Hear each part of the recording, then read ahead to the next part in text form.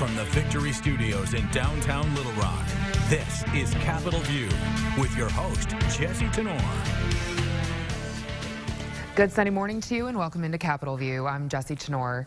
Governor Asa Hutchinson rolling out the next step in his push to transform state government. We'll talk about where that process stands. And later, the fight over abortion has pro-life advocates more confident than ever they could see Roe versus Wade overturned soon. We'll examine why. We begin with the ongoing fight between Congress and the Trump administration over subpoenas and investigations. Joining me this morning is someone with a unique perspective on the situation, Lieutenant Governor Tim Griffin. Good morning. Thanks for having me. Of course. Appreciate it. I realized this. You were actually on Drew Petromo's last show, too, so I feel like it's like a rite of passage to go to D.C. And I was in D.C. President Trump called lieutenant governors up, and when we left the White House, Drew was there to interview me. See? So, I mean, I guess you'll be up there with him. I don't know. Yeah, this is our last We're going to miss you. We're going to miss you. Thanks. I'm going to miss you guys, too. So just to get into it, I wanted to get your perspective on this because you give a different one, both as a former federal prosecutor and as a member of Congress. So the Trump administration is telling Congress no way, no how when it comes to essentially every investigation and subpoena out there. A lot of the fights are playing out in court and not going in the White House's favor. We just saw 2 of those this week. We're also seeing the president say he won't cooperate with any of these investigations while they're ongoing. So no president obviously wants to be investigated, but sitting here back in Arkansas and having that kind of perspective, what do you think of the way he's handling it? Well, first of all, as a little background, I was a congressional counsel, investigative counsel, when President Clinton was president. And then I was in the Bush White House when he was president and investigated. So I think the president is right that there's a ton of partisanship going on. It's Washington. Of course there is. And look, I don't think anything that's going on is extraordinary in terms of what the president's saying. I think that if you look at each administration, the back and forth between Congress and the White House, and some of the cases, some of the parts of it end up in the courts. That happens with every administration. So I think people get spun up sometimes as if this is the first time this has ever happened. Look, I think President Trump is defending the White House and his part of the government, and Congress is aggressively pursuing. I get it. But we've seen that time and time again. So thus far, I haven't, despite what Jerry Nadler says, and I was served on the House Judiciary Committee with Jerry Nadler, despite what he says, I don't see anything thus far that looks that much different from the Obama years, the Bush years, the Clinton years, in terms of the tension between a president who is interested in the executive privilege and the executive branch and protecting the prerogative of the executive branch and the Congress. So I don't get particularly spun up about this. I think I think both are playing the roles I've seen them play before. Let's take it back to Arkansas then. So, of course, transformation has been one of your main priorities, and we saw some news on that this past week. The governor announcing his new transformation cabinet. Yep. Of the 15 secretaries, definitely lots of familiar faces there. I guess first off, just since this is one of your priorities, what did you make of the appointments? Well, look, I think the governor is right to recognize that personnel is policy. You can have all the best rules and laws and everything else in place, but if you have the wrong people leading, you will not get the results you want. So the personnel, the governor's right in that the personnel are a critical part of this. In fact, I can make the case that you can put certain people in charge of an agency and never mention the word transformation, and they'll transform it because they think that way, right? And so these secretaries that he's chosen, critical first step, and I think we're on track, but this is just the first step. Now the hard part really begins, which is the money saving. It is not easy to do a lot that has been done to date, but the hardest part is figuring out where you need to spend money more wisely, spend less money, and do things differently. Because anytime you're upsetting the status quo, you're going to have a fight on your hands. And there's going to be a lot of instances over time when we have to have fights that are about ideas, which is totally what we're supposed to be doing, but we're going to have fights over what's the best way to spend taxpayer dollars. And make no mistake about it, you can do more with less money. And we've got to. I think right now we spend more money per person than any other state in the country except for West Virginia. We got to take a close look at that. If we're going to have lower taxes, more competitive environment for jobs. But give the governor credit. He has moved forward on this, and this is just a beginning, but so far so good. He's saying no layoffs, you know, no extra money being thrown at this, no new appropriations. And so as their boss, the 15 secretaries' bosses, he's tasking them with reorganizing. And so when you have to, you know, try to, you know, get rid of jobs through attrition, things like that, how would you recommend to them to then reorganize their department? Yeah, well, look, this is difficult. First of all, a point on attrition. Attrition is the fact that people get laid off over time, just in the natural course of business, not for transformation. Some people get fired because they didn't do a good job or whatever. Some people retire. Some people just want to change a career, right? So that is attrition. That is your ally when you're reorganizing an entity like government or a company or whatever. Because those people are naturally choosing, in most cases, to leave. And so as they leave, before you hire a bunch of new people, you ask the critical thinking questions. What people do we need? Where do we need more? Where do we need less? Do we need a different skill set? Do we need to upgrade the skill set? Are we overpaying? Are we underpaying? Whatever. All of those questions can be asked as people attrit, and you can rearrange. The difficult part is you're not able to stop government and turn it off like a remote control car or something that you're fixing. You're not able to turn it off, get it the way you want it, and start it back up. You've got to do this while it continues to serve us and help Arkansans. That's the challenge. So you are, in fact, sort of building an airplane in the air. It's continuing to work and serve as an agency, but at the same time, you're making not small changes, but significant transformational changes. Some managers just manage what they have, and it sort of and whatever they're managing looks like it when they leave. Others are transformational leaders. When they leave something, it looks completely different. I think that's what we really need. Now, you brought up remote control cars. You're going to be surrounded by some better ones than I was trying to get a car in there. I got you. Yeah, so I got a call from Coca-Cola, and they asked if I wanted to be the honorary race director, and that'll be today, actually. Oh, so Sunday, yeah. Yeah, Sunday, Charlotte, North Carolina, for the Coca-Cola 600. And I said, well, of course I would want to be that. Are you sure you have the right person? I'm the Lieutenant Governor of Arkansas. Are you sure that's who you need? And I said, absolutely. So, look, a big part of this is it's Memorial Day. We're honoring veterans, in particular those who paid the ultimate price and their families. So a big part of the Coca-Cola 600 theme on Memorial Day is always saying thank you to the vets. And of course, NASCAR fans, there's a lot of NASCAR fans in Arkansas. NASCAR fans are patriotic. They love this country. And so it's a perfect fit. And I'm looking forward to it. I will be there until Monday morning, and I'll be flying back here on Memorial Day for all of our Memorial Day events here. Okay. But really looking forward to it. And then you'll be representing Arkansas there.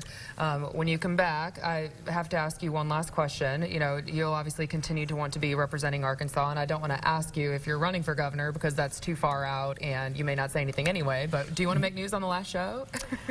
Well, look, I think that I brought my daughter here. I think the fact that I'm going to the NASCAR race, that's big news. Look, I've got a lot to do as lieutenant governor, but I love serving. One of the best decisions I ever made, and nothing against Congress. I love serving in Congress. But one of the best decisions I ever made was coming back home, particularly while my kids are young. to serve here, and Arkansas have given me this opportunity. So I'm home most nights, and I had 2 children in Congress, and now I have 3 as lieutenant governor, and I'd probably still have 2 if I was in Congress. So this has been an awesome. It's been an honor to serve as lieutenant governor.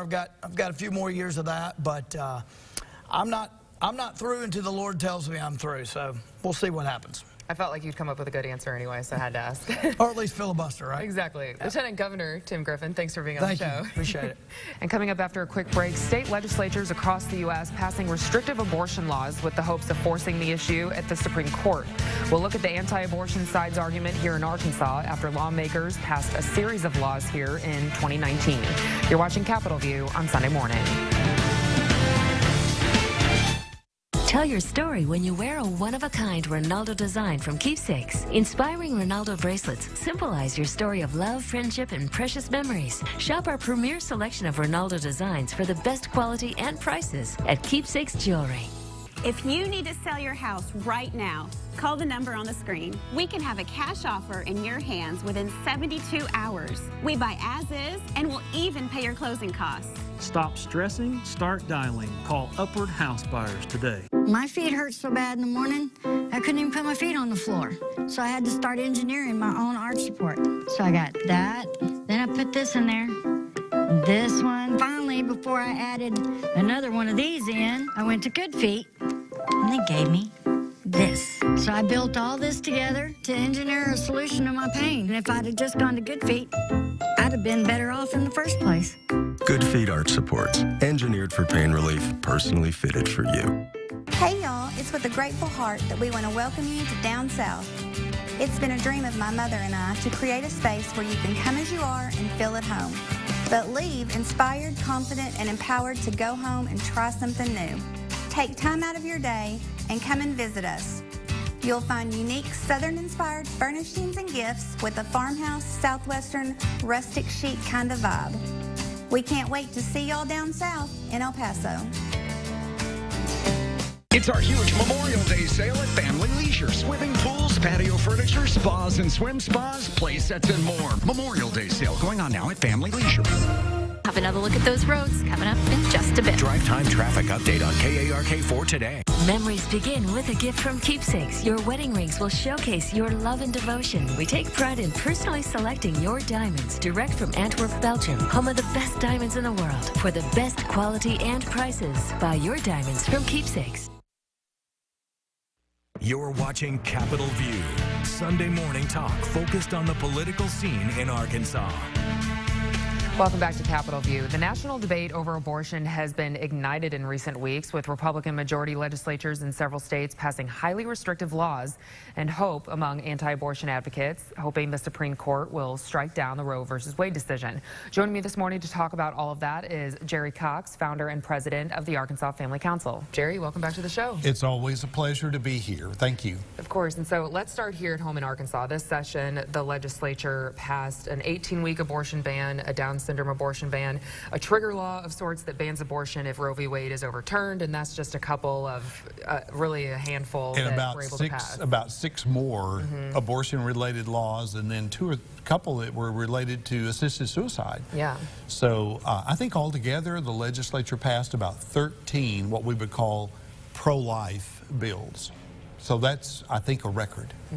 And then, yeah, so I guess that kind of sets up this next question, too. I mean, lawsuits here in Arkansas with the ACLU and others are nothing new. They're obviously threatening that again for some of these. So why would now be the time to not only pass a lot of these, but maybe for them to maybe stand up more so than usual? Well, obviously the climate is changing around the country, and of course with the U.S. Supreme Court.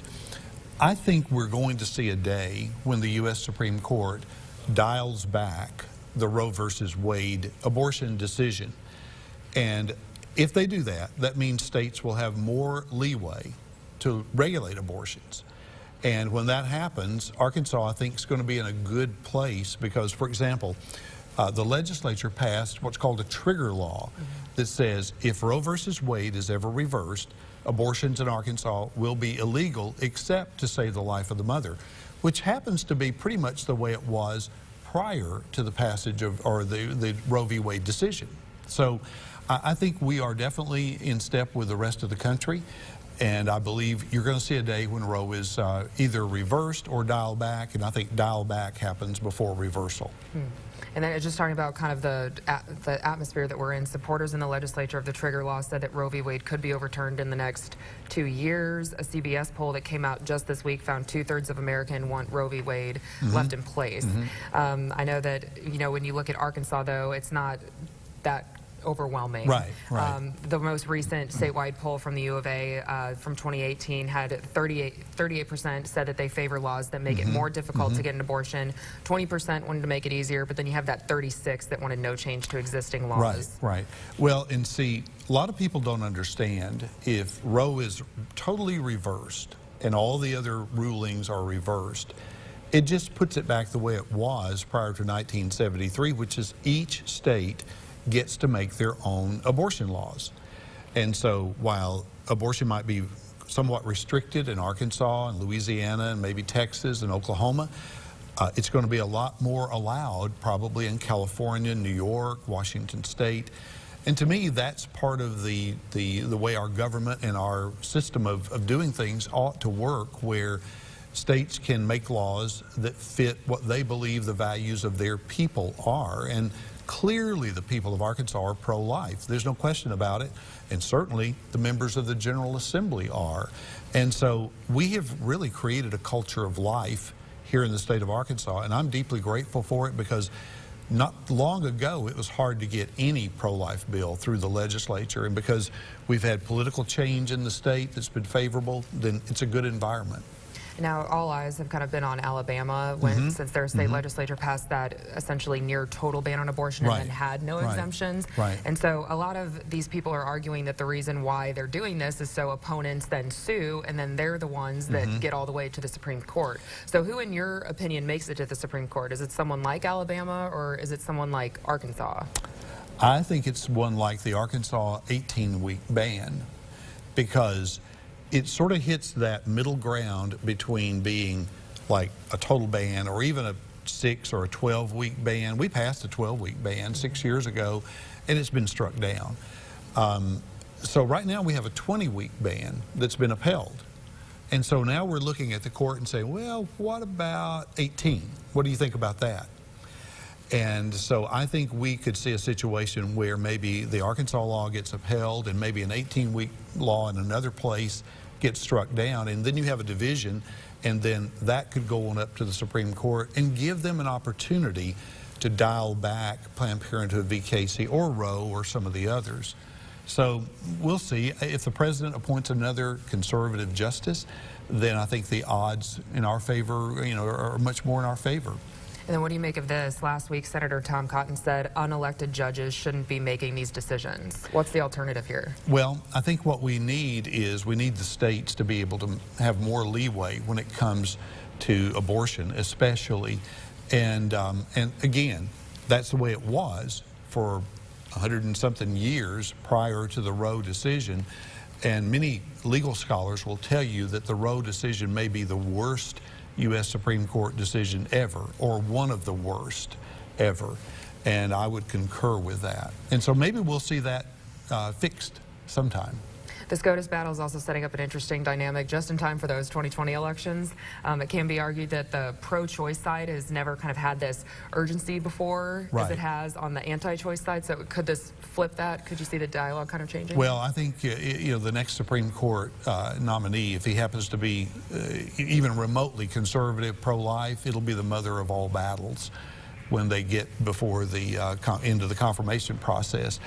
People think the Kavanaugh confirmation was contentious.